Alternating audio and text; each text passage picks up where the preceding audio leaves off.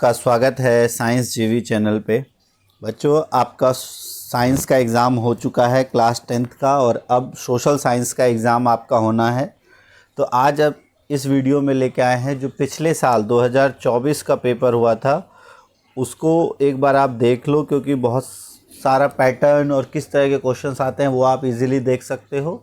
और इसकी जो आंसर्स हैं, जो ऑफिशियल मार्किंग स्कीम आई थी, उससे भी हम टैली करके आपको आंसर्स दिखाएंगे, ताकि आपको पता रहे कि कौन सा क्वेश्चंस का आंसर किस तरीके से लिखना है कि आपको फुल मार्क्स मिल जाए। तो वीडियो हो सकता है थोड़ी लंबी हो, एंड तक ज़रूर देखना।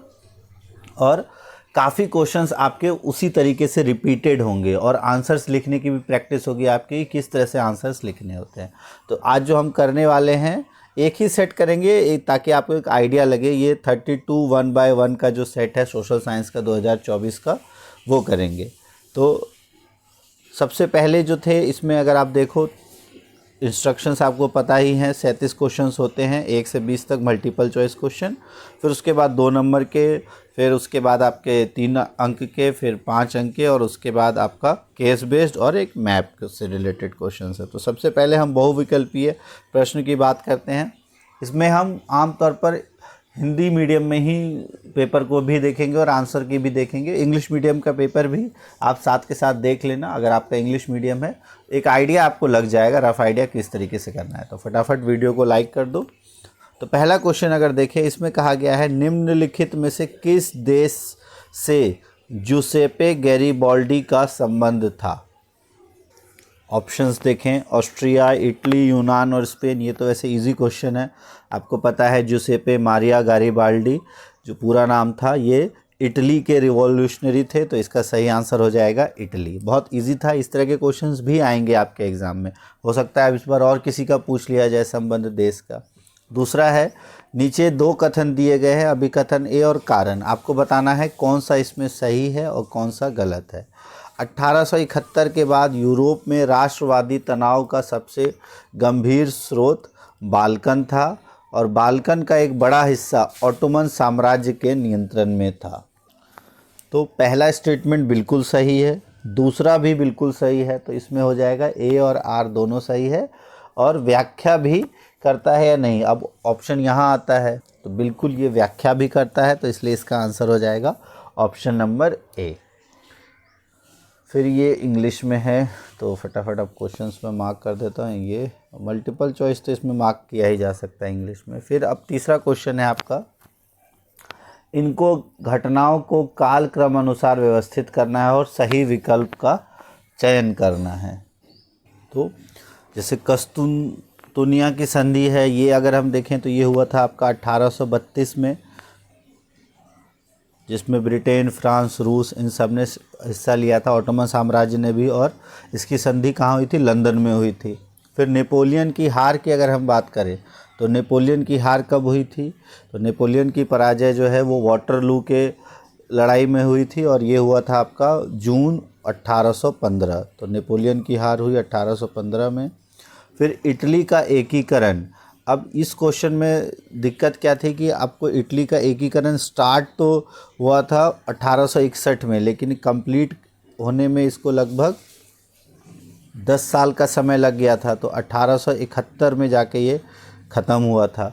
फिर जर्मनी का एकीकरण जो है वो स्टार्ट हुआ था आपका 1871 में। तो जर्मनी का 1871 में स्टार्ट हुआ था।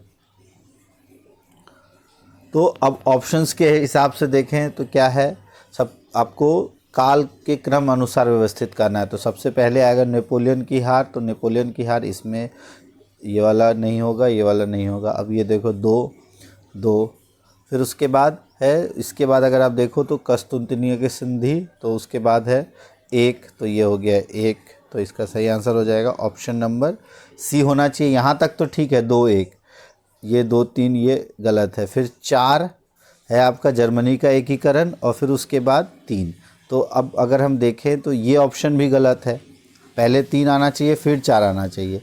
तो इसलिए इस ऑप्शन में, हालांकि जिसने सी मार्क किया उसको भी वो बस 2 क्वेश्चन दे के आप सी मार्क कर दोगे, बट ये जो क्वेश्चन है ये इसमें से कोई भी आंसर नहीं है। तो ऐसे क्वेश्चंस कभी भी अगर आ जाते हैं तो आप अगर कोई भी ऑप्शन, आप ये ध्यान रखना आपको कोई ना कोई ऑप्शन मार्क ज़रूर करना है, चाहे आप ए बी सी डी जो भी, जैसे इसमें पहले 2 तक में आपने सही मार्क कर दिया है, आपको पता है ये पहले 2 आपने सही मार्क किए हैं, तो ये अगर ऐसा सेम ऑप्शन किसी और में होता तो कन्फ्यूज़न होती, बट सिर्फ एक में ही है तो इसका मोस्ट प्रोबेबल आंसर सी माना जाता, लेकिन क्योंकि इन दोनों में गलत है तो इसका जो है ये, इसको अगर आप मार्क कर दोगे ये क्वेश्चन, ये ध्यान रखना ऐसे क्वेश्चंस को छोड़ के नहीं आना है, मार्क आप कर दोगे तो आपको जो मार्क्स हैं वो मिल जाएंगे। फिर है चौथा क्वेश्चन, भारतीय राष्ट्रवाद से संदर्भित निम्नलिखित में से कौन सा जोड़ा सुमेलित है? नेता सरदार पटेल, भगत सिंह, सी.आर. दास, जवाहरलाल नेहरू। इसमें अब बताना है आपको Hindustan Socialist Republic Swaraj Party, Bardoli Satyagraha, Awadh Kisan Sabha. अब इसमें सबसे आसान जो है वो आपको पता है सरदार पटेल, बारदोली सत्याग्रह ये है, ठीक है। लेकिन आपको बताना है कौन सा जोड़ा सुमेलित है, मतलब सीधा सीधा कौन सा है। तो सरदार पटेल जो है, एक सेकंड इसको मिटा देते हैं। तो अब सरदार पटेल का बारदोली सत्याग्रह था, तो मतलब ये तो यहाँ कट हो गया, और बारदोली सत्याग्रह का ये भी कट हो गया। अब बचा भगत सिंह और जवाहरलाल नेहरू।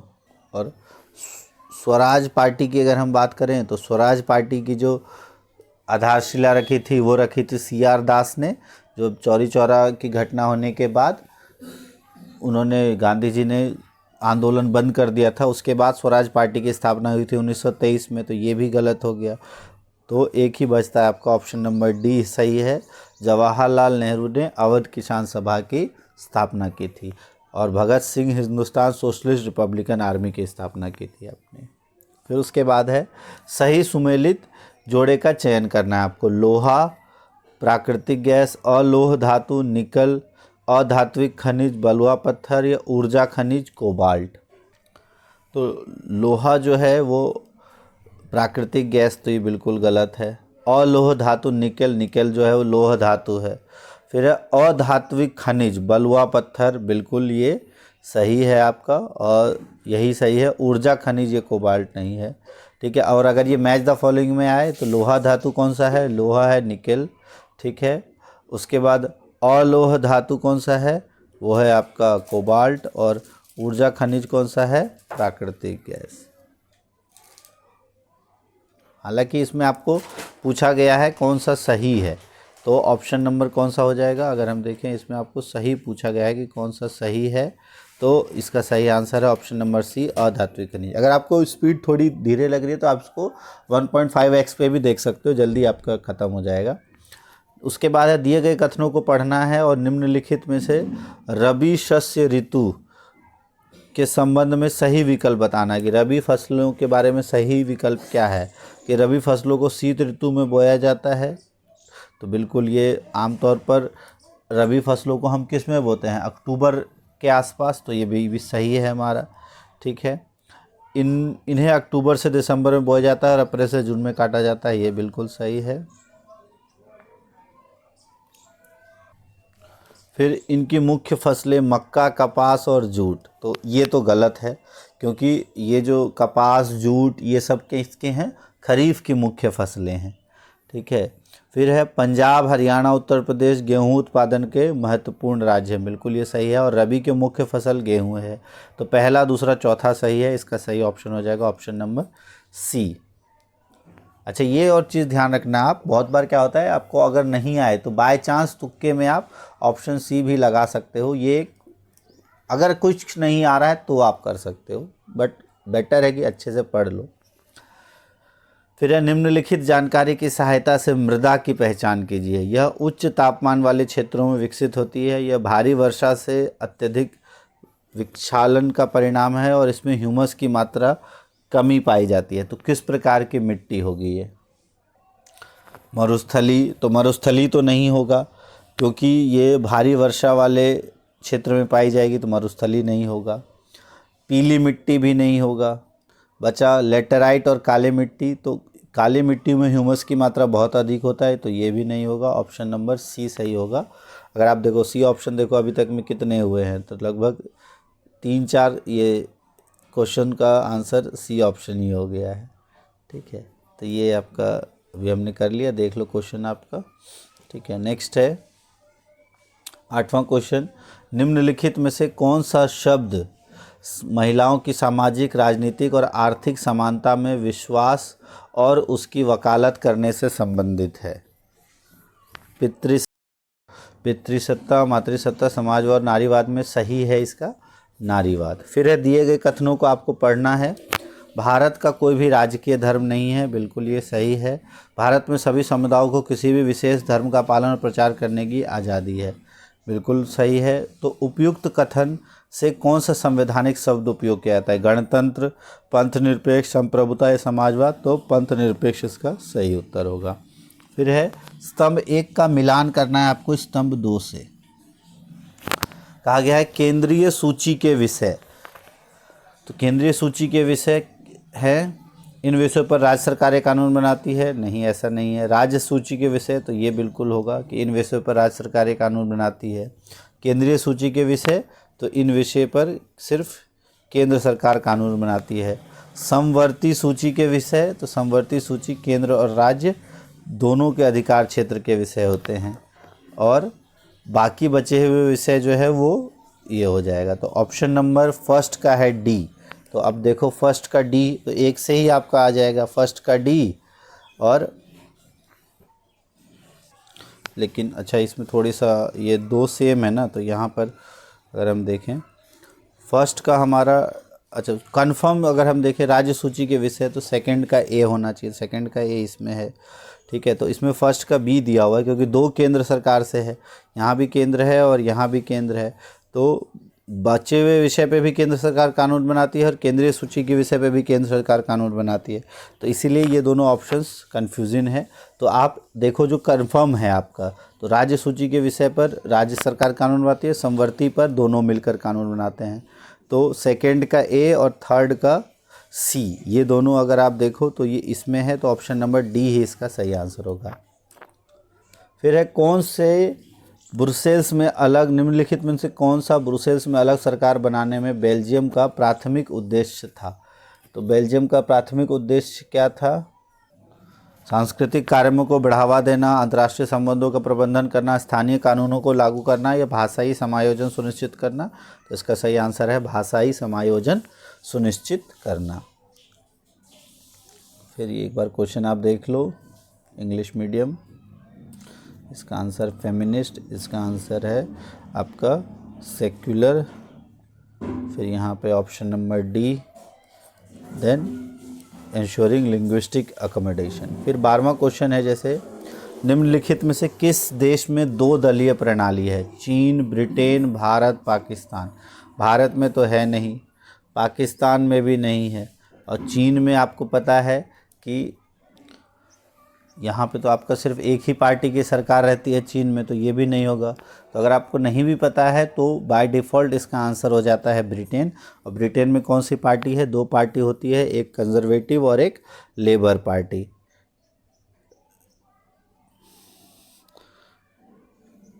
उसके बाद 13वां क्वेश्चन है लोकतांत्रिक देश में नियंत्रण और संतुलन की क्या भूमिका है? सबसे उपयुक्त चयन करना है। प्रतिनिधियों के बिना सरकार का प्रत्यक्ष रूप स्थापित करना, अधिनायकवाद को रोकने के लिए शक्तियों का पृथक्करण, संविधान में किसी भी बदलाव को रोकना, या सरकार की एक शाखा के लिए पूर्ण शक्ति सुनिश्चित करना। देखो ये तो बिल्कुल नहीं हो सकता, किसी एक शाखा के लिए आप पूर्ण शक्ति सुनिश्चित नहीं कर सकते, और प्रतिनिधियों के बिना सरकार का प्रत्यक्ष रूप स्थापित करना भी आप नहीं कर सकते।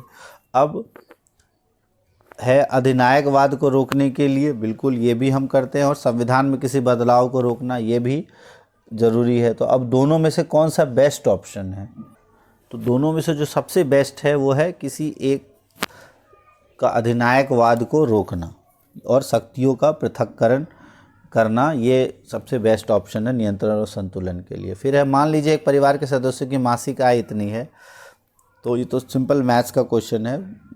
माता का है 50, पिता का है 40, पुत्र का है 20 और पुत्री का है 20। तो औसत आय, तो औसत कैसे निकालोगे? सबको ऐड करो, तो 50 और 20 70 और 40 110 और 20 130, और 130 में टोटल 4 सदस्य हैं, 4 से भाग दे दो, तो ये हो जाएगा आपका 4 × 3 = 12 और 1 और 4 दूनी 8, 2 और 4 पंजे 20, तो 32.5 मतलब 32,500। ईजी क्वेश्चन था ये, तो मैथ्स का क्वेश्चन ही था आपका। फिर है, विकास के संबंध में विश्व बैंक निम्नलिखित में से किस सूचक को प्राथमिकता देता है? शिशु मृत्यु दर, समानता, शरीर द्रव्यमान सूचकांक या प्रति व्यक्ति आय? तो विकास के संबंध में प्रति व्यक्ति आय जो है वो महत्वपूर्ण सूचक है, तो इसका सही आंसर हो जाएगा प्रति व्यक्ति आय। फिर है, रिक्त स्थान की पूर्ति करने के लिए सही विकल्प का चयन करना है। सरकार द्वारा व्यापार और वाणिज्य पर अवरोधों एवं प्रतिबंधों को हटाने की प्रक्रिया के नाम से जानी जाती है, तो इसको हम क्या कहते हैं? उदारीकरण। सही ऑप्शन हो जाएगा ऑप्शन नंबर सी। 17वां है, कौन सा संगठित क्षेत्र की गतिविधियों का उदाहरण है? अभी संगठित क्षेत्र है, किसान अपने खेतों में सिंचाई करना, ये तो असंगठित है। हथकरघा बुनकर का अपने घर में काम करना, ये भी असंगठित है। सिर पर बोझ उठाने वाले श्रमिक, ये भी असंगठित है, क्योंकि इन सब में कोई संगठन नहीं है। सरकारी स्कूल में शिक्षक का क्लास लेना, बिल्कुल ये संगठित क्षेत्र का ही उदाहरण है, ऑप्शन नंबर डी। फिर है, ये इंग्लिश में क्वेश्चन है और इसका है बी, इसका है to create separation of powers to prevent authoritarianism, इसका है 32,500 और इसका है आपका पर कैपिटा इनकम और दिस इज़ लिबरलाइजेशन, और उसके बाद 17वें का है ऑप्शन नंबर डी। अब देखते हैं हम 18वां नंबर क्वेश्चन। इसमें कहा गया है, एक समृद्ध किसान के विकास के लक्ष्य कौन कौन से हैं? तो इसमें आपको सही विकल्प का चयन करना है। बेहतर मजदूरी, फसलों के लिए अधिक समर्थन मूल्य, उच्च पारिवारिक आय या कार्य के लिए अधिक दिन? कौन सा समृद्ध किसान के लिए सबसे उपयुक्त है? तो अगर किसान है तो वो सबसे पहले तो चाहेगा कि फसलों का समर्थन मूल्य अधिक मिले, तो 2 हो जाएगा। फिर उसके बाद अधिक दिन, किसान के लिए तो अधिक दिन, वो तो मजदूर के लिए हम अधिक दिन देखेंगे और बेहतर मजदूरी भी उसके लिए देखेंगे, और उच्च पारिवारिक आय भी किसान चाहेगा, तो 2 और 3 इसका सही आंसर होना चाहिए, तो ऑप्शन नंबर सी इसका सही आंसर होगा। फिर है, ऋण देने से पहले ऋण दाताओं को अक्सर समर्थक ऋणाधार की आवश्यकता क्यों होती है? तो उधारकर्ताओं के लिए ब्याज दर कम करने के लिए, व्यक्तिगत संबंध बनाने के लिए, अपने लाभ को बढ़ाने के लिए और ऋण चूक के जोखिम को कम करने के लिए।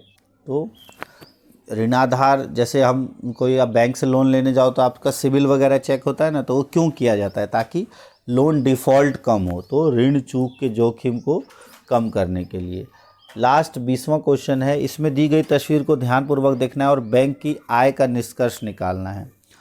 ये जमाकर्ता, जो लोग जमा करते हैं, बैंक है, और लोग धन निकालते हैं और ब्याज पाते हैं, और बैंक की आय बढ़ती है तो लोग ऋण लेते हैं और ऋण का फिर ब्याज देते हैं। तो इसमें से बैंक का जो आय है वो क्या होगा? बैंक के द्वारा भारतीय रिजर्व बैंक में जमा किए गए धन और उससे लिए गए ऋण का अंतर, कर्जदार के लिए गए ब्याज और जमाकर्ताओं को दिए गए ब्याज की रकम के बीच का अंतर, बैंक द्वारा कर्जदार से लिए गए ऋण की दर और जमाकर्ता को दिए गए ऋण की दर, और जमाकर्ता द्वारा दिए गए धन और कर्जदार द्वारा लिए गए ऋण का अंतर।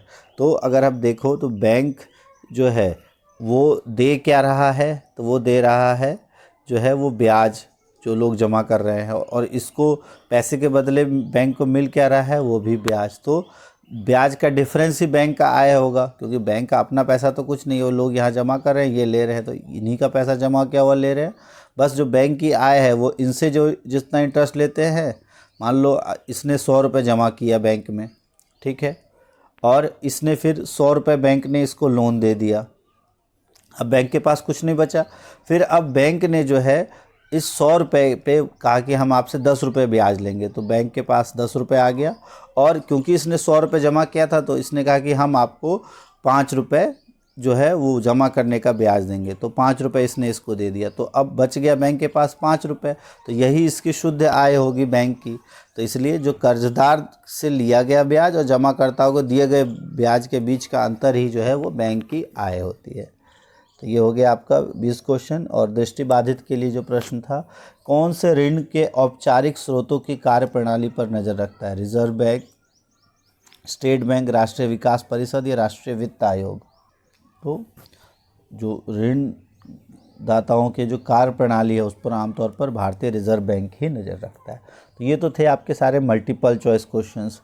इसमें देखो तो ओनली 2 और 3 option number C are correct.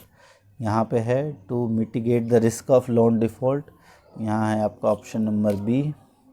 फिर इसका है रिज़र्व बैंक ऑफ इंडिया। अब है आपका खंड ख, इसमें आपको दो दो नंबर के 4 क्वेश्चंस हैं और ऑप्शंस भी किसी किसी में दिया हुआ है। जैसे आधुनिक काल से पहले के युग में दुनिया के दूर स्थित भागों के बीच व्यापारिक और सांस्कृतिक संपर्कों का जीवन उदाहरण सिल्क मार्ग था। अब इस कथन की व्याख्या किन्हीं 2 उदाहरणों से करनी है। अब इसका अगर आंसर हम देखें जो मार्किंग स्कीम में दिया है उसके हिसाब से देखें तो ये आपको पूरा मार्किंग स्कीम में दिया हुआ है कि इतना सिल्क मार्ग का इतना फ़ायदा था। इसमें से कोई भी 2 आप लिख सकते हैं। इसको पॉज करके अच्छे से नोट कर लो। जैसे दुनिया के दूर दराज हिस्सों से आधुनिक व्यापार और सांस्कृतिक जीवन का उदाहरण है। सिल्क मार्ग इसलिए है क्योंकि रेशम को इंगित करता है। तो टोटल इतने सारे पॉइंट्स इसमें दिए हुए हैं, इसको आप अच्छे से देख लो और इन पॉइंट्स में से कोई से भी 2 पॉइंट जो है वो आप लिख सकते हो। तो ये 2 नंबर का क्वेश्चन ऐसे हो जाएगा। अगला क्वेश्चन देखते हैं, वो है वन संरक्षण के लिए कोई 2 उपाय सुझाइए या वन्य जीवों के संरक्षण के लिए कोई 2 उपाय। तो इसका भी अगर मार्किंग स्कीम में हम देखें तो वन संरक्षण के लिए जो 2 उपाय हैं वो ये टोटल आपको 6 उपाय दिए हैं, 6 पॉइंट्स दिए, उसमें से कोई भी आप देख सकते हो। जैसे वृक्षों की अत्यधिक कटाई की अनुमति नहीं देनी चाहिए, काटे गए पेड़ों की तुलना में अधिक पेड़ लगाने चाहिए, पुराने अखबार किताबें पत्रिकाएं इनको पुनर्चक्रित मतलब रिसाइकल होना चाहिए, जंगल बचाने के लिए कानून लाना चाहिए, समुदायों को वन संरक्षण के बारे में जागरूक करना चाहिए, या और भी कोई बिंदु अगर आप दे सकते हो। अच्छा ये भी ध्यान रखना है कहाँ से आया है, पेज नंबर 13-14 ज्योग्राफी का है, वहाँ से ये क्वेश्चन आया है। तो हो सकता है उस पेज से फिर क्वेश्चन आ जाए। तो ये पेज नंबर भी दिए हैं साथ के साथ मार्किंग स्कीम में, इसमें आप देख सकते हो। तो ये आपका अच्छा ये अगर मार्किंग स्कीम और ये पेपर चाहिए तो जो साइंस जीवी का टेलीग्राम चैनल है उस पर मैं अपलोड कर दूंगा, तो इसको आप ज़रूर देख लो।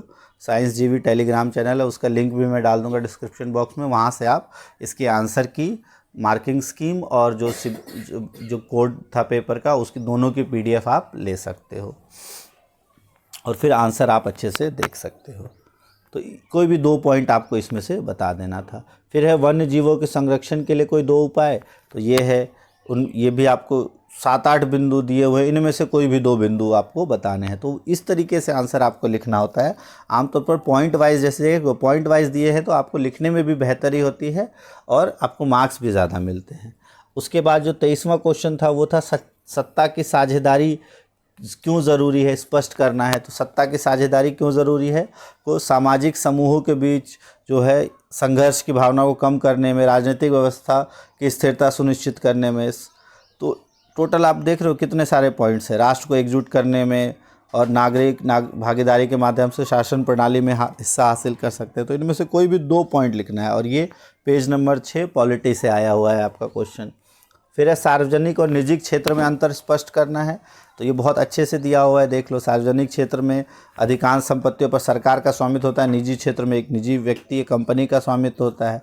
इसका उद्देश्य समाज का कल्याण है, इसका उद्देश्य निजी लाभ कमाना है। जैसे उदाहरण दे दिया आपने, भारतीय रेलवे, डाक विभाग, टाटा स्टील, रिलायंस इंडस्ट्रीज़ के उदाहरण है। ये आपका इकोनॉमी के पेज नंबर 33 वाले पे है। तो ये आपका 24वां क्वेश्चन हो गया। और 25वां क्वेश्चन जो है, अब आपको बताना है 3 कारणों का वर्णन करना है जो असहयोग आंदोलन के लिए उत्तरदायी थे। तो वो 3 कारण कौन कौन से थे, रॉलेट एक्ट, भारत सरकार अधिनियम 1919, जलियांवाला हत्याकांड, खिलाफत आंदोलन, स्वराज की मांग 1920 में कांग्रेस का अधिवेशन। और इसके अलावा इन और भी कोई पॉइंट आप दे सकते हो। तो इनमें से कोई 3 आपको करने हैं तो आपको 3 मार्क्स मिल जाएंगे। और ये हिस्ट्री का 31 और 32 नंबर पेज से ये क्वेश्चन था। फिर है सविनय अवज्ञा आंदोलन में किन्हीं 3 कारण का वर्णन करना है। तो साइमन कमीशन का गठन जिसमें कोई भारतीय सदस्य नहीं था, एक ये कारण था। दूसरा, आयोग के विरोध में प्रदर्शन करते समय लाला लाजपत राय की मृत्यु हो गई थी, तो उससे भी आक्रोश की भावना बढ़ गई। साइमन कमीशन के विरोध के दौरान अंग्रेज सरकार का दमन चक्र, नमक कानून लागू करना, डोमिनियन स्टेटस के लिए लॉर्ड इरविन के अस्पष्ट प्रस्ताव, कांग्रेस का लाहौर अधिवेशन जो है 1929 में, पूर्ण स्वराज की मांग इसी में की गई थी। गांधी जी के 7 मांगों की उपेक्षा की थी अंग्रेज़ों ने। और इनके अलावा भी कोई पॉइंट अगर आप देना चाहो, इनमें से कोई भी 3 बिंदु आपको लिख देने हैं और आपका आंसर अच्छा से आपको 3 मार्क्स मिल जाएंगे। फिर है विनिर्माण उद्योग आर्थिक विकास की रीढ़ समझे जाते हैं, इसको न्याय संगत ठहराना है। तो ये आपका पेज नंबर 58 ज्योग्राफी से आया हुआ है। तो इसमें आप ये देख लो कितने सारे पॉइंट्स दिए हुए हैं, इसमें से कोई भी 3 पॉइंट आप देख सकते हो। इसको पॉज करके देख लो या PDF में डाल दूंगा उसमें से भी देख लेना। और ये आप इजीली इसमें से देख के और आसानी से देखो 7-8 पॉइंट है, इसमें से कोई 3 पॉइंट आपको देख लेना है। फिर है लोकतंत्र में राजनीतिक दलों की भूमिका का विश्लेषण करना है। तो ये सारे देख रहे हो टोटल 7 पॉइंट्स दिए हुए हैं कि राजनीतिक दल राजनीतिक शक्ति का प्रयोग करते हैं, चुनाव लड़ते हैं, अलग अलग नीतियां कार्यक्रम बनाते हैं, देश का कानून बनाने में महत्वपूर्ण भूमिका निभाते हैं, विपक्षी दल की भूमिका निभाते हैं, जनमत का निर्माण करते हैं, सरकार तंत्र और कल्याणकारी योजनाओं को पहुंचाने में सहायक होते हैं। तो इन भूमिकाओं में, और ये पेज नंबर 49 से आया है आपका पॉलिटी से, इसमें से भी कोई 3 पॉइंट आपको बस लिख देना है। तो ये ध्यान रखना, अगर आपको 3 नंबर पूछा है तो 3-4 से ज़्यादा पॉइंट आप ना लिखो, जो बिल्कुल सही सही आपको लगे वो 3 पॉइंट लिख दो। फिर है आर्थिक गतिविधियों के लिए ऋण किस प्रकार आवश्यक है। तो उद्योग स्थापित करने के लिए, व्यवसाय शुरू करने में, जीवन स्तर को बेहतर बनाने में, ग्रामीण क्षेत्र के ऋण को किसान के बीज उर्वरक कीटनाशक खरीदने में, रोजगार उत्पन्न करने में। तो इन सब में से कोई से भी आपको 3 पॉइंट, जैसे विद्यार्थी पाठ्य पुस्तक में दिया गया है सलीम की कहानी और दैनिक जीवन से कोई उदाहरण दे सकते हैं, तो आपको इनमें से कोई से भी 3 पॉइंट अच्छे से लिख देना है। फिर है 29वां क्वेश्चन, धारणीयता का विषय विकास के लिए किस प्रकार महत्वपूर्ण है। ये इकोनॉमिक्स का क्वेश्चन है आपका 14-15 पेज नंबर पे। तो इसका आंसर आप देख लो कितना अच्छे से दिया हुआ है, इसको पढ़ लो, हो सकता है यही क्वेश्चन इस पर रिपीट हो जाए, तो इससे रिलेटेड क्वेश्चन ये है। पॉज करके पढ़ लो, नहीं तो PDF से पढ़ लेना। PDF कहाँ मिलेगी, PDF मिलेगी आपको साइंस जीवी के टेलीग्राम चैनल पे। ये ध्यान रखना, टेलीग्राम चैनल पे आपको इसकी PDF मिल जाएगी, उसको अच्छे से देख लेना। 30वां क्वेश्चन है आपको, 19वीं शताब्दी के आरंभिक वर्षों में उदारवाद की विचारधारा ने यूरोप को किस प्रकार प्रभावित किया। तो राष्ट्रीय एकता के विचार देख लो, इसमें बहुत सारे दिए हुए हैं, आपको कितने पॉइंट्स दिए हैं, 7-8 पॉइंट्स दिए हैं, इसमें से कोई भी 5 पॉइंट आपको लिखने हैं। ठीक है, तो 5 नंबर वाले में आपको 5 पॉइंट लिखने हैं। और इसके बाद है United kingdom of great Britain के गठन की प्रक्रिया। तो ये भी पूरी प्रक्रिया आपको पॉइंट वाइज दी है, इसको पढ़ लो अच्छे से।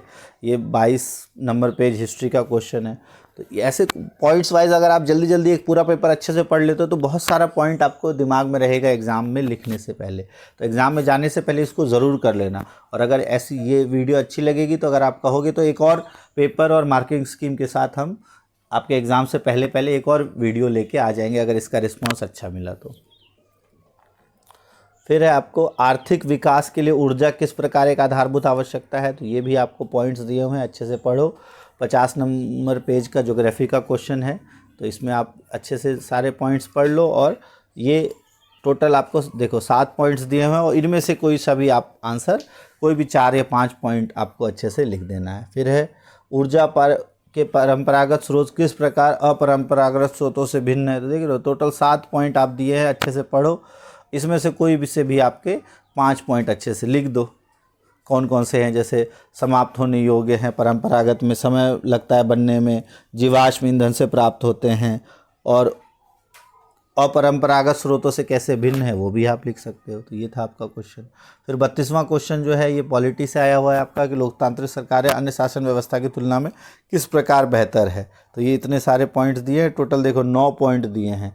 कैसे बेहतर है, अपने नागरिकों के बीच समानता बढ़ाती है, गरिमा बढ़ाती है, निर्णय लेने की गुणवत्ता में सुधार करती है, संघर्षों को सुलझाने के लिए तरीका प्रदान करती है, गलतियों को सुधारने की गुंजाइश है, नागरिकों के प्रति जवाबदेह है, सामाजिक विविधता को समायोजित करती है, पारदर्शी सरकार, नागरिक और मानवाधिकारों का सम्मान करती है। तो इनमें से कोई भी 5 पॉइंट आप लिख दो, आपका आंसर अच्छा हो जाएगा। फिर है लोकतंत्र, अब इसमें भी देखो कितना है, टोटल 10 पॉइंट्स दिए हुए हैं, इनमें से कोई 5 पॉइंट आप अच्छे से लिख दो। लोकतांत्रिक शासन व्यवस्था किस प्रकार शांति और सद्भाव जीने में नागरिकों के लिए मददगार साबित होती है। इसको पॉज कर लो और अच्छे से आंसर देख लो। फिर 33वां क्वेश्चन है, विभिन्न देशों के बीच परस्पर संबंध और तीव्र एकीकरण की प्रक्रिया ही वैश्वीकरण है। उदाहरण सहित व्याख्या करनी है। तो इसमें आपको टोटल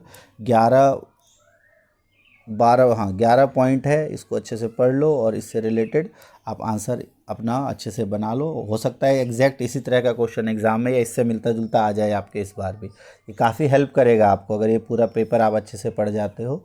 इसकी पूरी PDF आपको दे दी जाएगी टेलीग्राम चैनल पे साइंस जीवी के। फिर है प्रौद्योगिकी की उन्नति ने वैश्वीकरण की प्रक्रिया को उत्प्रेरित किया, इस कथन के उदाहरण सहित व्याख्या करनी है आपको। तो ये सारे आपको पॉइंट्स दिए हुए हैं, इसको पढ़ लो पॉज करके, इनमें से कोई भी 5 बिंदुओं पर आप व्याख्या कर सकते हो। तो बेटर है आप एग्ज़ाम में ना पॉइंट वाइज, जैसे देख रहे हो मार्किंग स्कीम में भी पॉइंट वाइज दिया, तो आप भी अगर पॉइंट वाइज आंसर्स देते हो तो आपके मार्क्स ज़्यादा मिलने के चांसेस होते हैं। फिर ये 34वां क्वेश्चन आपका जो कि पैसेज से आया हुआ है, इसमें आपसे पूछा गया है कि मुर्शिए के पढ़ने का गहन प्रकृति को किस प्रकार दर्शाता है। तो ये 5 बिंदु है, इनमें से कोई भी एक बिंदु का वर्णन करना 1 मार्क्स का है। तो फिर है आभासी लेखक क्यों वर्णित है, तो ये भी आपके 3 बिंदु है, उसमें से कोई एक बिंदु का लेख करना है। यहाँ पे आपसे पूछा है बौद्धिक क्षमता और नई अवधारणाओं के साथ उसके जुड़ाव को कैसे प्रभावित किया मर्सिये ने। तो टोटल यहाँ पे आपको 6 पॉइंट है, इनमें से कोई 2 पॉइंट आप देख लो और वो निकाल दो।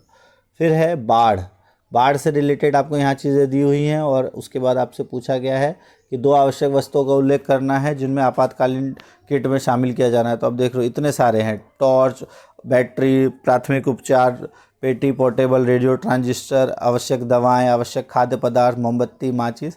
तो इन सभी में से कोई से भी आप 2 पॉइंट इजीली लिख सकते हो। अच्छा, ये अगर आप कहोगे तो इंग्लिश में भी आंसर की अवेलेबल हम करवा देंगे अपने टेलीग्राम चैनल पे, बट आप कमेंट करोगे तभी हो वो हम करेंगे, नहीं तो हिंदी वाला हम करेंगे ज़रूर। उसके बाद है बाढ़ की स्थिति में पारिवारिक आपातकालीन किट की वस्तुएं क्यों महत्वपूर्ण हैं। तो क्योंकि अस्तित्व सुनिश्चित करने और बुनियादी आवश्यकताओं को बनाए रखने के लिए, और भी कोई प्रासंगिक बिंदु आप दे सकते हो। फिर है बाढ़ आने पर परिवार और सामान की सुरक्षा सुनिश्चित करने के लिए क्या क्या किया जा सकता है। तो ये सारे आप इजीली देख सकते हो। कोई 2 बिंदु, 2 मार्क्स का है तो 2 पॉइंट, सिंपल, ज़्यादा आपको नहीं लिखना है। फिर है ये 36वां स्थानीय सरकार के ऊपर आपको दिया हुआ है, और क्वेश्चन था कि पंचायत में निर्वाचित प्रतिनिधियों के महत्व का विश्लेषण करना है। तो ये आपको 3 पॉइंट दिए हैं, इसमें 1 पॉइंट लिख देना है। फिर है लोकतंत्र में महिलाओं का प्रतिनिधित्व स्थानीय सरकारें और संवैधानिक स्थिति से किस प्रकार प्रभावित है। 4 पॉइंट आपको आंसर दिया है, 1 पॉइंट कोई सा भी आप लिख लो। फिर है स्थानीय सरकारों को किस प्रकार संवैधानिक दर्जा देने के लिए देश के लोकतांत्रिक परिदृश्य पर क्या प्रभाव पड़ता है, किन्हीं 2 प्रभावों का विश्लेषण करना है। तो ये आप इनमें से कोई 2 प्रभाव लिख सकते हो। फिर अब है आपका मैप वाला क्वेश्चन, तो वो हम देखते हैं। तो मानचित्र आधारित प्रश्न को अगर देखें तो वह स्थान जहां महात्मा गांधी ने नमक कानून तोड़ा, तो कहाँ दांडी मार्च किया था, तो वो हो गया आपका दांडी। और दांडी कहाँ पे है, ये आपका गुजरात में है। तो गुजरात, दांडी, ये इसका सही उत्तर हो जाएगा।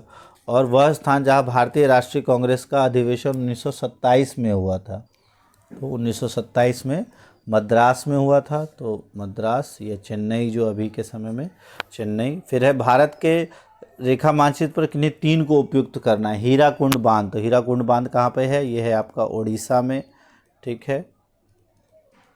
फिर मुंबई जो है, मुंबई में जो है वो कहाँ है आपका, महाराष्ट्र में। फिर राजा सांसी अंतर्राष्ट्रीय हवाई पत्तन, तो राजा सांसी अंतर्राष्ट्रीय हवाई पत्तन कहाँ है, ये है आपका पंजाब में। और ये ध्यान रखना, पिछली बार ये आया तो इस बार हो सकता है कोई और आ जाए, लेकिन इसी तरह के क्वेश्चंस आएंगे आपके एग्ज़ाम में। और फिर नरोरा परमाणु संयंत्र, ये कहाँ पे है आपका, उत्तर प्रदेश में। तो ये आप इनमें से कोई से भी 3 का आंसर देना। तो दृष्टिबाधित लोगों के लिए जो है कि नमक कानून कहाँ तोड़ा, तो ये दांडी में। भारतीय राष्ट्रीय कांग्रेस का अधिवेशन 1927 में मद्रास, चेन्नई, अभी हमने पढ़ लिया। हीराकुंड बांध कहाँ स्थित है, तो वो स्थित है आपका उड़ीसा में। मुंबई सॉफ्टवेयर पार्क, उस राज्य का नाम क्या है, महाराष्ट्र। और राजा सांसी अंतर्राष्ट्रीय हवाई अड्डा पंजाब में। और नरोरा परमाणु संयंत्र उत्तर प्रदेश में। तो ये आपका था, और ये पूरे मैप का ये इंग्लिश और हिंदी में है।